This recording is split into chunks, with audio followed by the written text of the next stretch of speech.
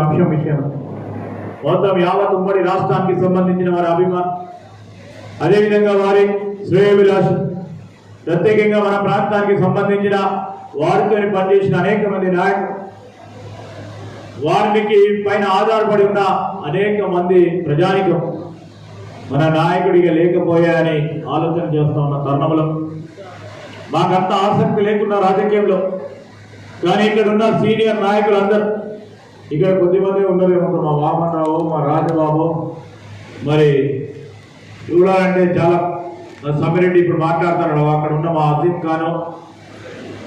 మా తిరుపతి రెడ్డి, మంత్రి మల్లయ్య గారు,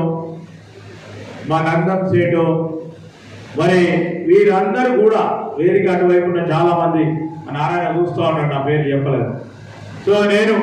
వీరందరితో పాటు మా దగ్గరికి చాలా మంది వచ్చినప్పుడు